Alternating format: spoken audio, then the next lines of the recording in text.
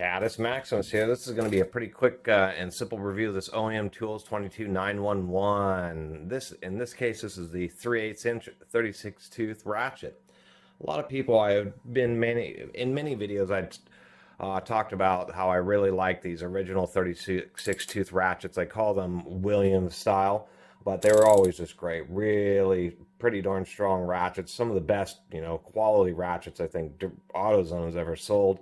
Really just work out pretty darn nicely. And so I've always talked about them fondly ever since AutoZone got rid of them, was that them, even though they were coarse, these are a reliable ratchet. Over the time, people have mentioned that OEMTools makes a similar ratchet and may have even been the source. Now, this Duralast here is probably going on 10 years old, and I just ordered this OEM here in May of 2020. And indeed, it really does look almost the same, except for it has a satin finish. Now, one thing I will mention is it appears that even if OEM and both of these ratchets were made by the same manufacturer, quality's gone down a little bit. And the reason I say that is, one, we can see that there's just a bit more of a gap around the switch than there is on the Duralast. It's not too much. Also, it's quite a bit stiffer to actually reverse than the original Duralast. It sounds just a little bit dry in there, but we'll take a look. One of the other things I was noticing, which was particularly disappointing, was when I was going to go at it, those are T10 screws, and you can see how much play the screwdriver has on the T10. Maybe you can see, there we go. Just a huge amount of play. The screws in there are horribly mismanufactured, terribly mismanufactured, versus the original Duralast screws. I actually have a couple of old Duralast screws from a ratchet I end up ruining, actually ran over it, and even on these extra screws, they're really pretty tight. So at least at the minimum, I'll replace the screws in this with better screws, because these are right on the verge of stripping out. They are T10 screws that have been badly oversized, but they won't accept a T15, and there isn't an in-between size, so they're really pretty disappointed there.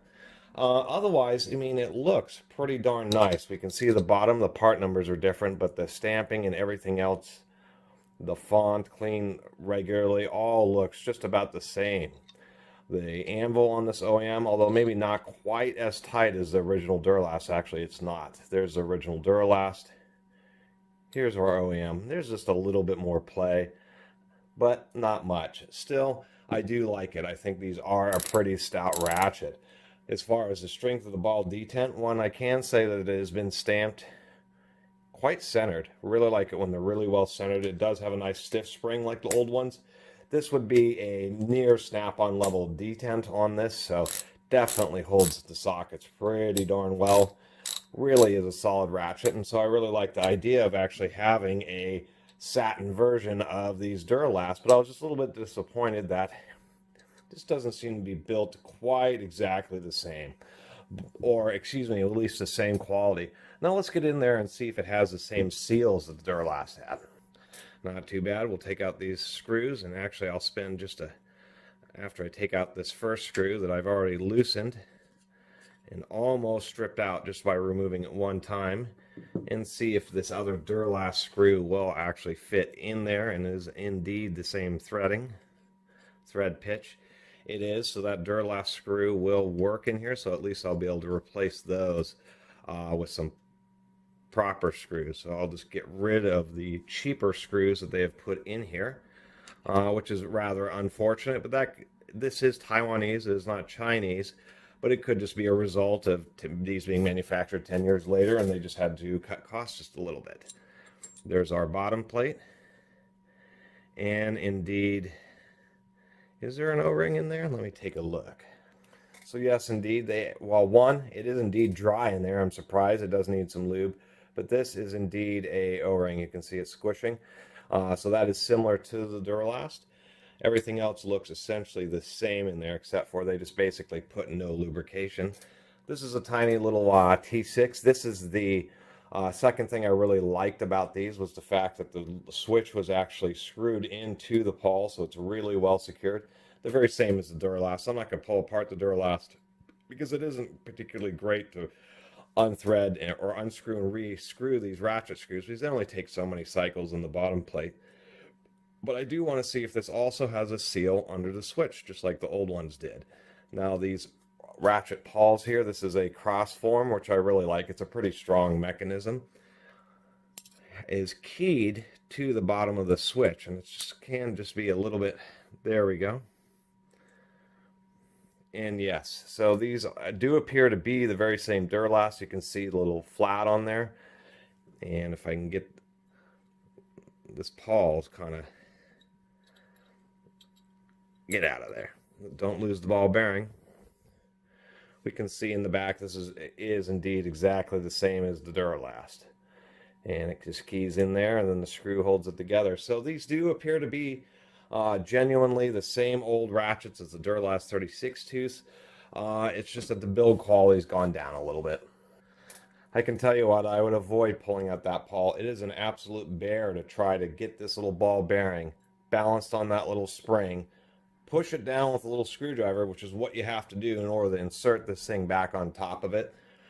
Because you can't lay it flat, the ball bearing falls out. I'm going to put a little dab of grease on there to hold it. There we are, finally got it back together. So really, overall, as far as I can tell, it really is the same exact ratchet that was made by, or that these Duralasts may have been made by the very same manufacturer. That's the best that I can tell. It's just the fact that it seems that, 10 years later, these OEMs, it was only $20, which is a totally reasonable price for this. And it's really two things. Maybe the OEMs are always like this. They're always just a little bit cheaper maybe than the actual polished chrome finished Duralasts. And so the Duralasts were just maybe a little bit more expensive, and so just had simply a more thorough quality control process, or just said, we want ones that are higher on the end. Well, the OEM ones may have just been ones that were just a little bit less on the quality control process, and it could also be just 10 years of time. And in order to continue to make ratchets using this design, which is kind of an expensive design, using the cross screw and the seals and all that, in order to maintain true to the ratchet, that they've had to go with a little bit cheaper fasteners and maybe accept bottom plates that quite haven't been stamped as tightly as the original Duralast. Now, that isn't to say that the anvil's loose. The anvil really on this ratchet would be more than satisfying for just about anyone. I mean, it is a tight anvil. It just isn't super tight. These Duralasts, there's almost no play in there. Otherwise, it really is, and especially having a nice strong detent. It's always nice to have a ratchet that really has a strong detent. And actually, after putting some lube in there and running it a little bit, it actually runs a little bit more smoothly. So, yeah, this is a ratchet that has a fair amount of back drag, but it's one that you can really rely on. And the reason I always recommended these Duralasts is because even professional magazines like Hot Rod Magazine did tests of these Duralasts and found that they broke at around the top. They are some of the strongest, and none of them ever, the ratchet mechanism never slipped. And over the couple 3 years I've been doing my YouTube channel, a lot of people have also had pretty good comments about it. So overall, I think the OEM ratchet, considering it's the only way you can get one of these older, I call them a Williams style 36 tooth ratchet, I think is okay for $20. It really is the kind of ratchet that you would beat up on an industrial site, and it really should hold up pretty darn well. I actually did a review, reasonably popular video of the Power Torque mini stubby ratchet, where I showed a photo of a Duralast stubby that somebody was selling on eBay. And the thing was the most used ratchet I've ever seen. It had been hammered against the ground so much that half of this switch right here, it was ground halfway down. I mean, it was like somebody had took a sander to it, but the whole ratchet was just totally tortured, like it had just been stood on and thrown on the ground for years.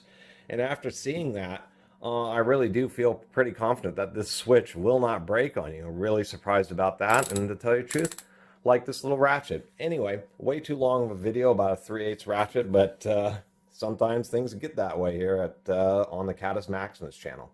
I really appreciate everybody who's been watching and subscribing and commenting. I'm forever working on getting better at responding to comments, but please don't hesitate to leave any.